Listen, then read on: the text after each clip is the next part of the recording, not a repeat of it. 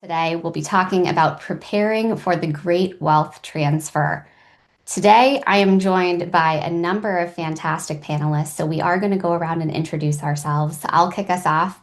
I'm Erin Bickford. I lead marketing here at WealthBox. For those who may not be familiar with WealthBox, we are a CRM and AI-powered workspace for financial advisors.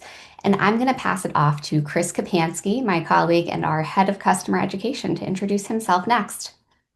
Awesome. Thank you for the introduction. Thank you for having me. Hello, everyone. My name is Chris Kapansky. I'm the head of customer education here at WealthBox.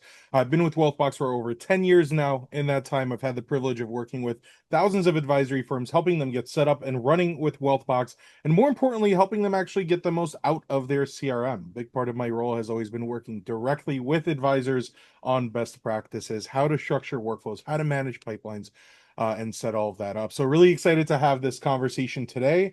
I guess I'm passing the baton over to Charlotte Young, Director of Product Experience and Enablement from Wealth.com. Charlotte, over to you. Thanks, Chris. Hi, everyone. I'm Charlotte Young. I lead our customer support and onboarding teams and work to keep the voice of the customer at the center of our product development process. So I collaborate with product, engineering, design to turn what we hear from advisors and their clients into better experiences, stronger adoption, and solutions that work in practice.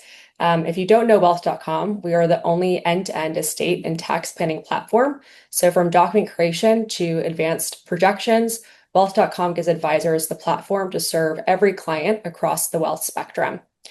Kate, I'll hand it off to you. Thanks, Charlotte. Hey, guys. My name is Kate Guillen, and I'm the founder of Simplicity Ops. At Simplicity Ops, we believe that your CRM should be the operational hub of your business.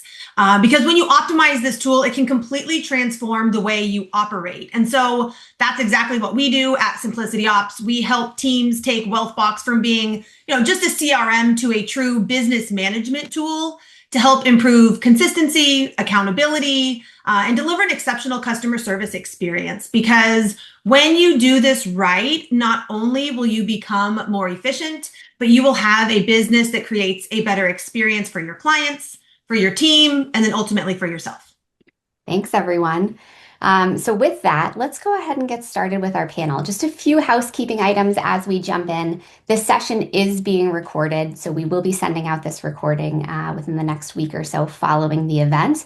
And throughout this discussion, I'm going to be asking questions of our panelists, but you may have additional questions that you want answered. So feel free to type any of those questions you may have into the Q&A box here, and we'll be addressing all of those at the end of the session, or at least as many as we're able to get to. So with that, today we are talking about the Great Wealth Transfer, which is a term that I have a feeling a lot of folks on this call are very familiar with.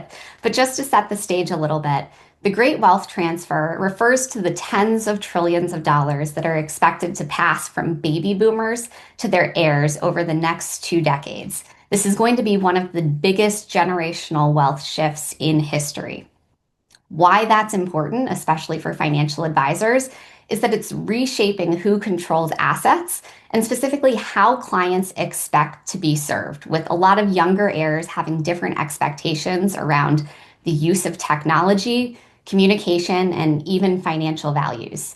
We've seen studies have consistently shown that most children do not stay with their parents' advisor after inheriting money.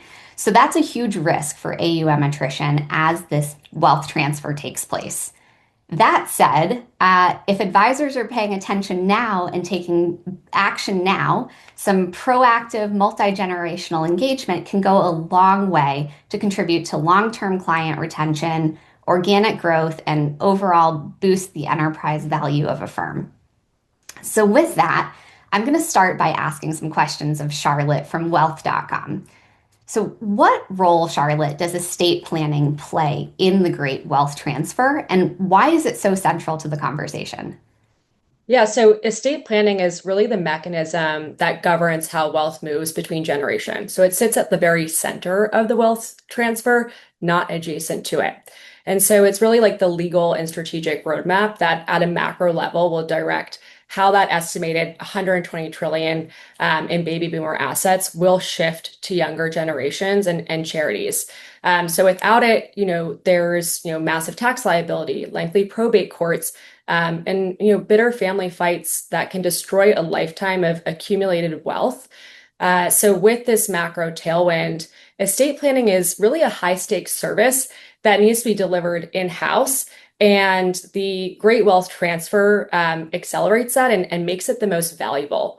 And it's happening today, whether or not those documents exist, right? And we know, statistically speaking, that Americans are not ready for that. So various reports cite that about 50% of Americans do not have an estate plan in place today. So you're really seeing this onset of a need and a high volume and high stakes right at this moment today.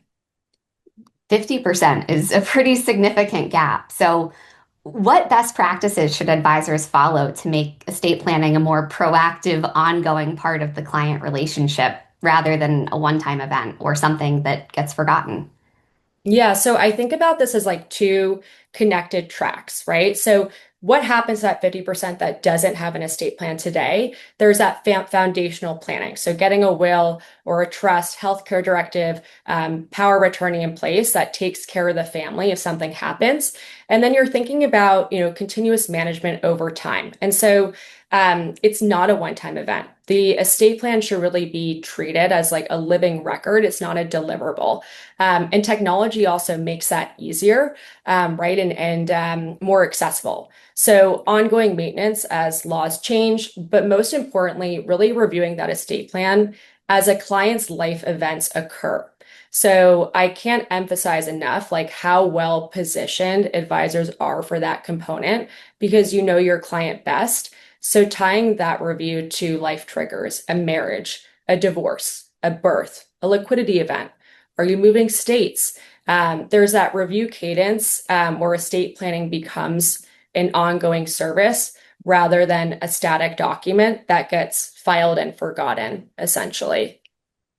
Fantastic. And thinking about, getting to that next gen, how can the estate planning conversation become a natural entry point to engage those heirs and the next generation?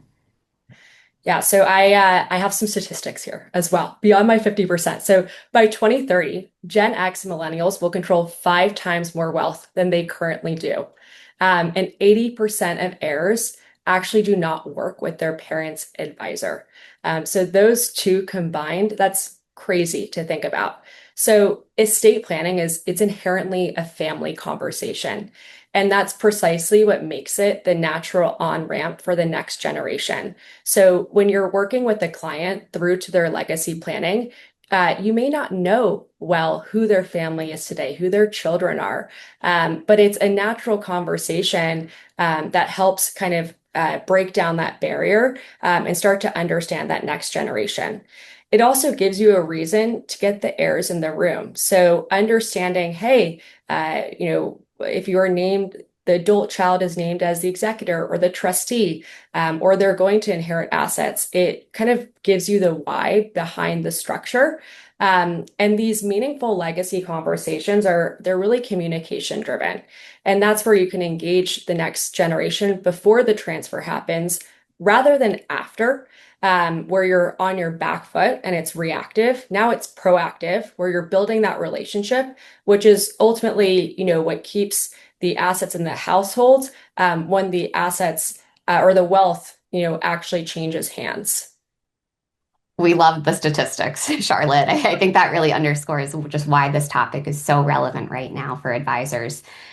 So one of the things I love is that we do have such unique perspectives in the room today, with you, Kate, and Chris each representing, a different part of this process. So from your perspective specifically, I'd love to hear how wealth.com makes that estate planning process easier and more accessible for firms. Yeah, so historically, estate planning used to be a part of the picture that was, handed off and never seen again. And wealth.com changes that. It lets you keep estate planning inside your practice, deliver it across your book, and turn a one-time document event into an ongoing relationship. So for years, estate planning was perhaps reserved for the wealthiest households. There was a joke that I sometimes say where people have this misconception that you only need an estate plan if you have, rolling land and multiple acres and all these assets, and that's totally not true. It's not what justifies, but it was what justifies like attorney hours. So everyone else got a referral out the door, but ultimately firms are lost visibility into a huge part of the client's financial life. And that's a relationship gap and that's a revenue gap as well. And so wealth.com really enables that shift. So I mentioned we're the only solution that spans the net worth spectrum and provides that end-to-end experience to meet clients based on where they are in their estate planning journey. That goes from creating your foundational estate plan and updating it over time to being able to review that plan, visualizing, sharing it with the client, and thinking about additional opportunities to optimize it further. And then finally, the important component is really integration into the existing tech stack. So accessibility isn't just the existence of wealth.com and the fact that we have this software, it's whether it fits into how firms already work. So our integration with Wealthbox today, for example, as well as other, whether it's custodial and portfolio systems, means estate planning becomes part of the existing client review with rhythm rather than a separate tool advisors have to remember to log into, essentially. That accessibility portion is huge when we think about spanning the net worth gap, and especially when we go back to your 50% stat from earlier. 50% of households don't have an estate plan. Accessibility is key. So how does wealth.com help advisors deliver modern, scalable estate planning across their entire client base? So it's a good question. I'm going to try and be very succinct because there's a lot of ways that I could answer this. So it brings estate planning first and foremost in-house for advisors. So historically, you had to refer clients out to attorneys for those documents, which means losing visibility into the financial picture, losing the relationship touch point, being the middleman. And so wealth.com helps firms deliver document creation, those wills, the revocable trusts, powers of attorney, and the ongoing estate visibility directly through their practice, keeping them at the center of that relationship. And the platform is really built so firms can serve estate planning needs, and it's supposed to be continuous, right? Estate planning is a life cycle. And so a meaningful part of that value is helping clients understand their estate. That means tools that provide clarity. So visualizing how assets flow, surfacing gaps or risks in existing estate plans proactively. That's like real value that you're providing. And ultimately modeling different structures so that clients have richer, more strategic conversations, right? And then finally, there's that backstop of the quality and defensibility, which matters enormously. So we have a in-house T&E team that has come from the top firms that have actually helped to create our documents. And so the platform combines like self-service efficiency with that oversight and jurisdiction-specific validity, so firms can trust what they're delivering to their clients as well. Well, thank you so much, Charlotte. And I am sure we're going to be coming back in your general direction for some of the Q&A. But for right now, I'm actually going to pivot and I'm going to ask some questions of Kate Guillen from Simplicity Ops. So Kate, so much of your focus is really on operational excellence for the firms that you work with. What should a firm's process look like to prepare clients and their heirs for the great wealth transfer? Yeah, it's a good question. And I'm going to piggyback on what Charlotte's saying, and that the transfer it shouldn't begin when the assets change hands. It really should happen years in advance. But the good news is that it's not too late to start really intentionally building these relationships with the entire family and preparation. And so I'm going to think about this in terms of like how to leverage Wealthbox to make this happen. And so things that we do to capture this information is like having a type for a relative of client and a custom field for like the specific relationship. And so that, you can report and source this information and target really specific segments of contacts out of your CRM. Identifying the entire family ecosystem, really building out a family tree, capturing dates of birth and important information for the heirs so you can connect with them in a meaningful way. Introducing heirs to the entire organization so there's a consistent experience across the entire team. Having really intentional touch points throughout the client journey so that you're getting in front of them proactively. And just, I guess the whole point is just like really nurturing those relationships well before the actual wealth transfer. And you'll hear me say this, multiple times, that the CRM really should be more than just like a document or a contact storage system. It should be the hub where all of these relationships are documented, managed, and then like strengthened over time. And so when we think about those processes that we're documenting, why is each step valuable, from initial discovery to family introductions to that ongoing multi-generational engagement? Yeah, I mean, because every interaction strengthens the relationship. And the goal isn't simply knowing who the heirs are. The goal is ensuring that they already know, trust, and value you well before they inherit the assets, So, I mean, I got to be honest, kind of what Charlotte's talking about. I've never met my parents' financial advisor. So when I inherit that money, it's going elsewhere, right? And that's what we need to protect here. You need to have a standard discovery process in place to understand the complete family ecosystem. You should be leveraging workflows and standard agendas and AI note takers and things to facilitate this process. So these to capture the conversations and ensure consistency. There should be, very intentional family introductions at, various events and touch points to build that familiarity and trust across the entire family. And you need to think about these as like ongoing engagements, as a way to create meaningful relationships with ultimately who's going to be the future decision makers and AKA, your clients. And so I also think the most important piece that we'll talk about here in a second is documentation.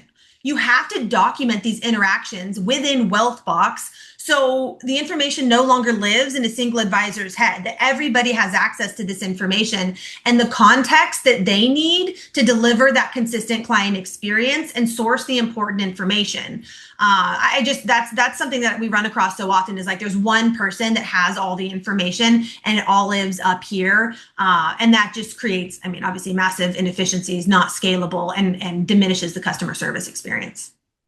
Well, so on that thread of documentation, I know you love a repeatable, scalable process. So Sure what are the best practices for making this a repeatable, scalable process across an advisor's entire client base? How much time do we have? I'm just kidding.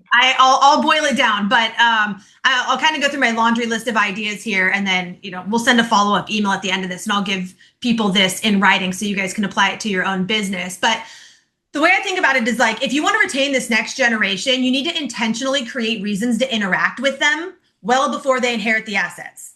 And without a system in place, those interactions happen really inconsistently. And so I'm a huge fan of leveraging the CRM to drive these processes so they very much become part of your firm's client experience. And so I think about this as like baking in this next generation of engagement into your client service model. So I mentioned, capturing things in the CRM like spouses and children and family members and COIs, not just beneficiaries. I like to think about, having a recurring agenda prompt for your annual reviews to check in on how the kid's doing. Anybody graduating from college, who landed their first job, anybody getting married, grandchildren, you get what I'm getting at, these life events like Charlotte's talking about. When a child graduates or starts their first job, we should have a workflow in place that prompts the advisor to reach out to offer guidance around their 401k and employee benefits and budgeting and insurance, right? All of the things that go into, starting your first job, right? Inviting heirs to review meetings when it makes sense. Hosting next generational events. I love this idea. This is a great way to introduce yourself to a large number of next generation potential clients. I see advisors host things like the first job financial boot camp, where we take them through understanding their first paycheck, how a 401k works, Roth versus traditional, employee benefits, HSAs, all of the things that you walk into that first day and you're like, holy smokes, I have no idea what these guys are talking about. Having somebody in your corner that can help advocate for you and help you make good decisions. young family financial workshops. This is something I wish I would have had when I was buying my first home, or life insurance or estate planning, saving for college, budgeting, just setting goals as a family and creating budgets to help you get there. Advisors host things like family legacy nights, where they invite, adults and their children, or clients and their children, to have conversations around money and their family's legacy. Educating them around things like estate planning and financial planning. It just creates meaningful conversations around, this idea of the wealth transfer to help kind of nurture some of these relationships. Other like micro touch points that I think are important is sending a meaningful handwritten congratulatory card around graduating college, all the things that I just mentioned, first job, engagement, or a marriage, having your first child. You find out that one of your clients' kids started a business. What a fabulous reason to reach out, and so the goal is moving everything from being super reactive to being proactive and acknowledging these big life events, just to stay relevant in their minds, right? Yeah, and so I know a lot of the advisors that we talk to, they feel like they've already got a lot going on with their current book. But how do we help them stay consistent so that these longer horizon efforts don't fall through the cracks? For sure. That's the thing that we should be talking about here. And consistency doesn't happen because advisors have good memories, okay? Consistency happens because we have really good systems in place. And so, you talked about the Great Wealth Transfer as being a decade-long opportunity. The CRM and this documentation that I'm talking about ensures that these important relationships don't disappear over time because things get busy and everything's living up here. And so I'm going to sound like a broken record, but WealthBox is a fabulous tool that you can use as the operational engine behind all these experiences that I'm talking about, and Chris will get into this with more detail, but like things like your AI note taker, documenting conversations within WealthBox so that everybody on your team has access to it, capturing important life updates and future opportunities ahead of, review meetings, sourcing that information from WealthBox with like really clear agendas and meeting prep process, having workflows and templates in place to celebrate graduations and first jobs and marriages, retirements, business sales, having recurring review meetings, with a workflow in place to remind advisors to ask about these important milestones so that we capture them and we make sure we acknowledge them. Having a regular Benny review session to source some of this information. Having tasks in place to ensure accountability. And I guess it keeps going back to like documentation, so that everybody on the team has access to this information. And ultimately, these well-designed operational systems is what's going to create the consistency. And WealthBox is an absolutely fabulous tool that allows for these systems to be executed on every day. And so kind of the way I think about it is the firms that are going to win this great wealth transfer won't, necessarily have the best investment philosophy or performance. It'll be the firms that build the strongest relationships with the entire family. And those relationships I'm finding don't happen by accident. They happen because firms are super intentional about the systems they design, and they build a really warm and loving client experience that engages all generations.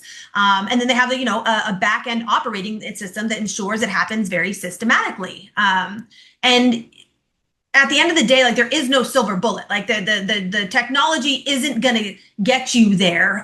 The transformation happens when you have the vision and the systems in place to be able to execute. And WealthBox is the fabulous vehicle to build that foundation upon to ensure that these things happen systematically. I couldn't agree more, Kate, and that's a fantastic transition.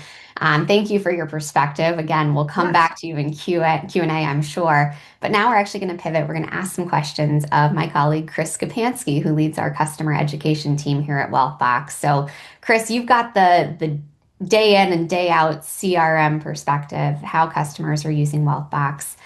Why is clean, complete CRM data so critical when managing these multi-generational relationships and thinking about future wealth transfers?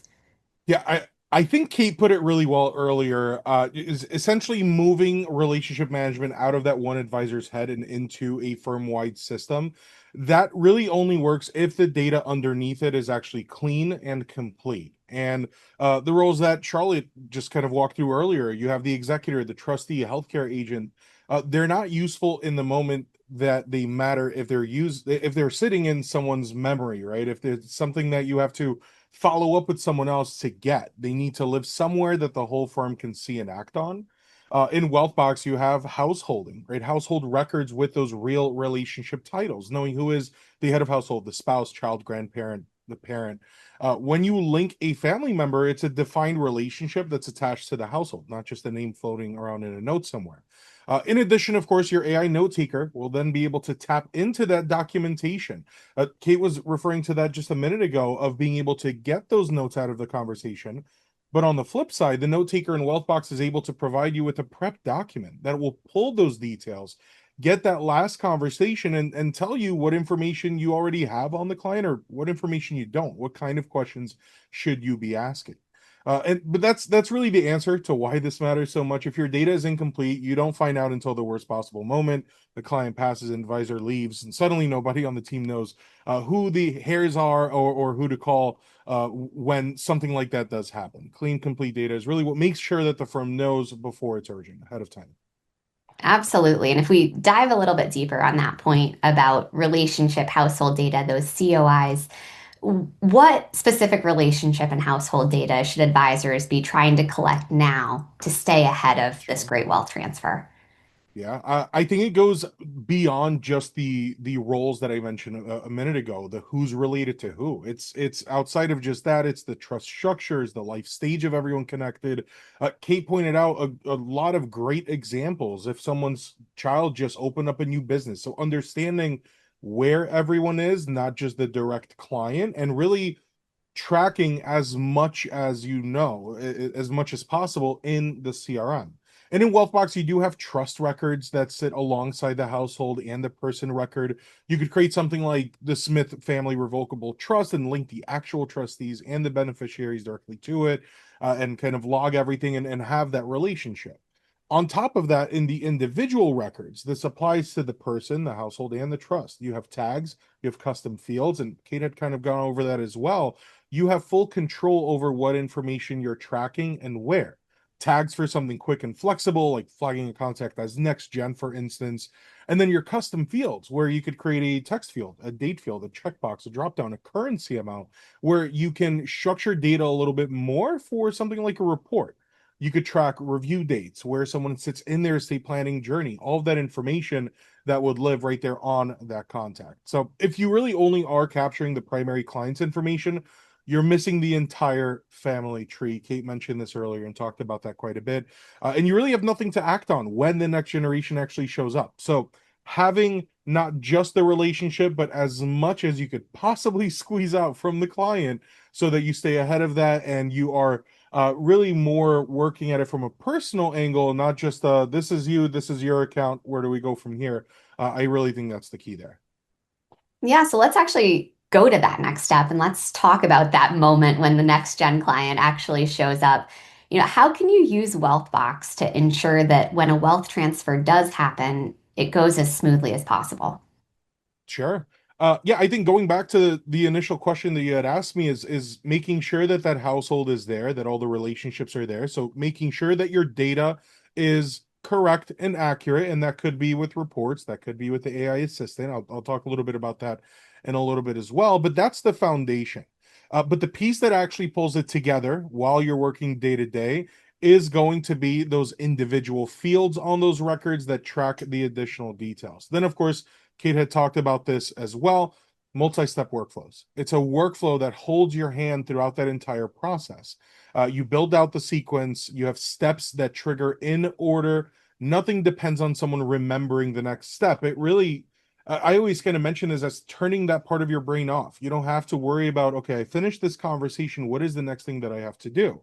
So when there is a wealth transfer, when there is an introduction to a life event, which we've talked about a couple times here, you're able to have all of that laid out and the team knows exactly what has to happen, who needs to do it, and when it needs to happen. And when you're actually in the meeting and you're having that conversation with the client and they're ready to start kind of setting things up, that AI note taker gives you the actionable notes right there. It's all transcribed, summarized, follow-ups that you could turn into tasks. That AI note taker itself takes on a lot of what normally would require you to get that out of your mind into the CRM. It's all going to be right there. And then, of course, tying it back in, the AI assistant sits on top of all of it. You can go through every single record connected to that one household, surface anything that's slipping through the cracks that might be missing, whether it's a role or a field that you like to track, a review that might be overdue. So when that time comes, you could stay ahead of it, then have that workflow really walk you through everything that is required there. But none of that works without the clean data that we talked about earlier, right? So you have the processes in place, but you need to make sure that the data is there. Now, you could certainly lean on a workflow to kind of verify information with some of the advanced workflow functionality, workflow actions to pull up certain fields, and templated emails to follow up and get certain information. But that's what makes the wealth transfer smooth in Wealthbox. It's the household and the role data that gives you the foundation, the workflow that gives you the process, and the AI layer that really kind of sits on top, makes sure that nothing falls through the cracks. Well, one thing to keep in mind too is, when wealth is transferring to heirs, that's a pretty major life event for the heir that's going through this process. And the last thing we want to do is, cause any disruption in their life or add to their stress in what could be a very difficult time. So, how does all of this relation visibility in Wealthbox help advisors just maintain that continuity as assets do move between generations? Sure.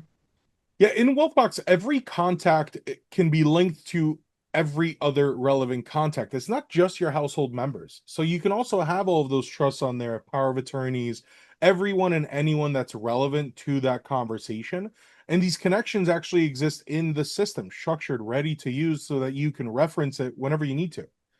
And that's where, again, I'll tie it back in. That's where the AI assistant can be so powerful because it can pull across all of the different contacts because of that relationship, because of that simple connection.